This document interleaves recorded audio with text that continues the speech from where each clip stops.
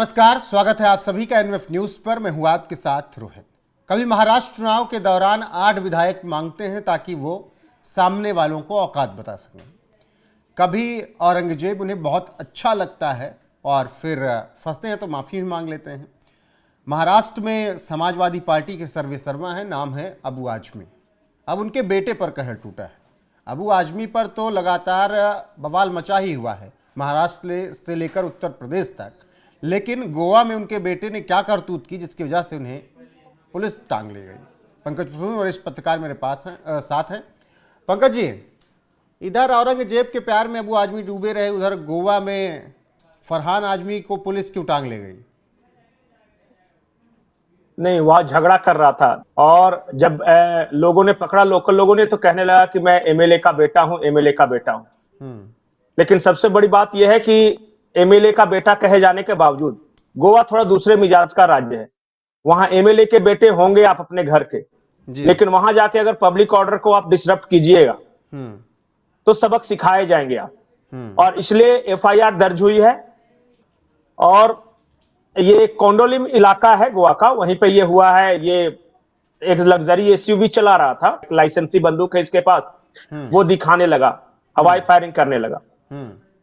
लेकिन दिक्कत ये नहीं है कि फरहान आजमी पकड़ा गया या गोवा पुलिस ने उसे अरेस्ट किया। दिक्कत ये है कि इस पूरे प्रकरण को लेकर अबू आजमी से महाराष्ट्र बनाम गोवा बनाने का प्रयास कर रहा है। उनकी पत्नी है आयशा टाकिया जी, फिल्म एक्ट्रेस थी पहले और बाद में शादी किया। अब उसने अपने इंस्टाग्राम पे दावा किया है, आयशा टाकिया ने, कि उनके पति और बेटे को गोवा में धमकाया गया, मानसिक रूप से प्रताड़ित किया गया। हमारे परिवार के लिए बहुत भयावह रात थी। इतना रिस्पेक्टेड फैमिली होते हुए गोवा में स्थानीय गुंडों ने उन्हें घेर लिया, मारपीट की और लोग कोस रहे थे वहां। ये इसलिए हुआ क्योंकि हम महाराष्ट्र से बिलोंग करते हैं, गोवा में बीजेपी की सरकार है, वो देखना चाहिए। यही सब फालतू बकवास, पूरा लंबा चौड़ा उसने पोस्ट लिखा है इंस्टाग्राम में, आयशा टाकिया ने। दूसरी तरफ आप ये कह रहे हैं कि औरंगजेब को कितना प्यार और सम्मान अबू आजमी दे रहे हैं। अरे काहे का औरंगजेब माफी मांगता हुआ घूम रहा है, सॉरी सॉरी कहता हुआ। आज अभी अभी महाराष्ट्र असेंबली से निकाल के फेंक दिया गया। और ये बात बड़ा सही है उन लोगों में कि जुबान वापस ले लेता हूं अपने शब्द, या निजी विचार हैं। ये बहुत है। मणिशंकर अय्यर कुछ कह दिया तो निजी विचार हैं। ये अभी प्रवक्ता रोहित शर्मा के बारे में कुछ बोल दे तो निजी विचार है। दिग्विजय सिंह कुछ बोल दिया, निजी विचार है।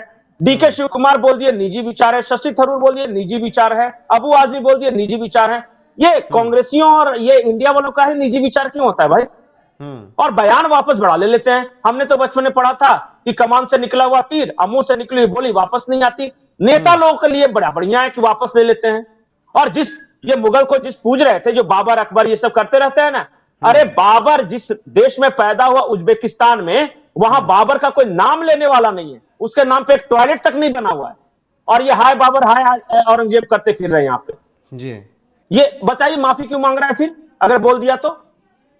और इसके सपोर्ट में वो अवधेश पासवान अयोध्या वाले बोल रहे हैं और फिर दूसरे नेता बोल रहे हैं माफी क्यों मांग रहे हो अगर सही बोले हो तो, और शब्द क्यों वापस ले रहे हो? ये माफियों पे नहीं मांग रहा है, इसको बैकलैश का डर है। पंकज जी, अबू आजमी ये कह रहे हैं कि देखिए हिमंता विश्वा शर्मा राहुल गांधी को औरंगजेब की तरह पेश कर रहे थे, तो इसलिए मैंने ये बात कही, और जो बात मैंने कही वो किताबों में लिखी हुई है। अच्छा, तो माफी क्यों मांग रहा है? अगर किताबों में लिखी हुई है तो दिक्कत क्या है? कायम रहो अपने बात पे। पंकज जी, केवल अबू आजमी ही केवल वो थोड़ी है कि औरंगजेब की तारीफ कर रहे हैं। इसलिए तो मैंने बोला कि पंडित जवाहरलाल नेहरू तो अपनी किताब में लिखा कि औरंगजेब धर्मार्ध था, पुरातन पंथी था। और ये नहीं लिखा कि औरंगजेब ने अपने पिता शाहजहां को कैद कर लिया था और अपने भाई दारा शिकोह को मार के और उसका सर काट के लाके अपने पिता के सामने जेल में भिजवाया था। ये नहीं लिखा कि उसने अपने बाकी दोनों भाइयों को कैसे देश निकाला दे दिया था। ये नहीं लिखा कि उसने कितने मंदिर तोड़े थे, कितने हिंदुओं पर जजिया टैक्स लगाने वाला कौन था इस देश में? औरंगजेब। और वो औरंगजेब रहमतुल्लाह और रहमदिल नेक इंसान था, अबू आजमी का औरंगजेब। और ये अबू आजमी अकेला नहीं है, इस देश में इन जाहिलों की कमी नहीं है जो औरंगजेब को महान मानते हैं। और बहुत सारे ऐसे लोग मिल जाएंगे। ये मुगल महान थे, औरंगजेब महान थे। हमने तो इतिहास की किताबें भर भर के लिखा है वामपंथियों ने। हम तो धर्म भाई नहीं मानते, लेकिन खाली इस्लाम मानते हैं। वामपंथियों को देखिए, पूरी किताबें लिखी है, हिंदू धर्म के देवी देवता सबको मजाक उड़ाएंगे, और जैसे ही इनका टाइम आ गया औरंगजेब तो के बारे में तो पंकज जी मत लिखो पढ़ाया कुछ। गया हम लोगों को। औरंगजेब के बारे में तो हम लोग को पढ़ाया क्या? गया कि उसने मंदिरों को बनवाने के लिए पैसे दिए।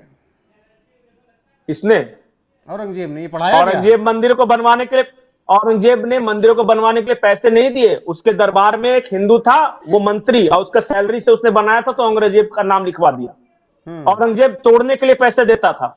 और औरंगजेब की मैं कहानी बताऊं, गुरु तेग बहादुर। एक, आप दिल्ली में रहते हैं ना, गुरुद्वारा रकाबगंज और शीशगंज जाइए, 2 गुरुद्वारे हैं वहां पे। पूरी कहानी पढ़िए कि औरंगजेब ने क्या किया था गुरु तेग बहादुर और साहिबजादों के खिलाफ। आप जाना है ना तो संभाजी जाके महाराष्ट्र में देखिए, संभाजी को किले में कैद करके एक एक अंग रोज काटता था और उस पर नमक रगड़ता था, और अंत में जब कुछ नहीं बचा तो धड़ काट के वो तुल्या नदी था वहां पे बहा दिया। इतना रहम दिल था ये। और क्यों? क्योंकि बार बार बोलता था इस्लाम कबूल करो। औरंगजेब के क्रूरता की निशानियां जगह जगह मौजूद है। और अगर ये कह रहे थे ना अबू आजमी कि वो तो राजाओं की लड़ाई थे, राजाओं की लड़ाई नहीं थी, धर्म की लड़ाई थी। अगर धर्म की लड़ाई नहीं होता ना तो सोमनाथ लूटने के बाद शिवलिंग को नहीं तोड़ा जाता। अगर ये सिर्फ राजाओं की लड़ाई होती ना तो ये ज्ञानवापी के हमारे शिवलिंग पे ये कुल्ला नहीं कर रहे होते आज तक। बिल्कुल। अगर सिर्फ राजाओं की लड़ाई, अगर ये क्या बकवास है कि सिर्फ राजाओं की लड़ाई थी। बिल्कुल, लेकिन पंकज जी, आज जब भी ऐसे मैं बयान मानता आते हूं हैं तो कि इस दूसरी देश तरफ में से कहा कुछ जाता है, जैसे मैं 2 बयान का चर्चा करूंगा। एक तो महाराष्ट्र चुनाव के दौरान देवेंद्र फडणवीस ने कहा था कि औरंगजेब की कब्र पर कोई कुत्ता भी, आप बाकी सबको बयान पता है कि क्या नहीं कहा। नहीं, इसमें उसके बुरा बाद क्या मानने उसके वाली है? बाद अब योगी आदित्यनाथ ने कहा अभी विधानसभा में, अभी कुछ देर पहले, कि 30 मिनट के लिए अबू आजमी को उत्तर प्रदेश भेज दो, दिमाग ठिकाने लगा दिया जाएगा। आएगा ही नहीं वो। अबू आजमी पता है आजमगढ़ का है, आजमी लगाता है इसीलिए। पहले माफी मांगेगा, चारों तरफ साफ सफाई करेगा, तब वो यूपी आएगा वो।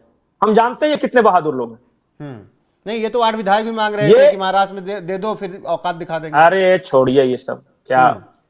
मैं तो इतना जानता हूं सिर्फ एक बात, कि आपने देवेंद्र फडणवीस के बयान की बात कही, बाबर का कब्र है जहां पे, आप जाके देखिए जिस देश में है, पूछिए जाके, वो तो मुस्लिम कंट्री है ना, पूछिए। और जाके पूछिए कि अरब के लोग क्या हिंदुस्तान के मुसलमानों को मुसलमान मानते हैं? क्या अफगानिस्तान के पठान हिंदुस्तान के मुसलमानों को मुसलमान मानते हैं? उज्बेकिस्तान जहां का बाबर था वहां के मुसलमान क्या हिंदुस्तान के मुसलमानों को मुसलमान मानते हैं?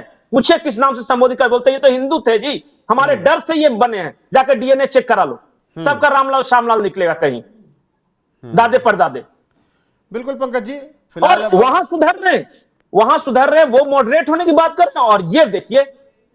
ठीक है पंकज जी, बहुत बहुत धन्यवाद। बाकी अबू आजमी के बेटे को गिरफ्तार किया गया, पूछताछ की गई, हिरासत में लिया गया, बवाल जो बढ़ा, अब उसके बाद जो भी अपडेट आएगी आप तक जरूर पहुंचाएंगे।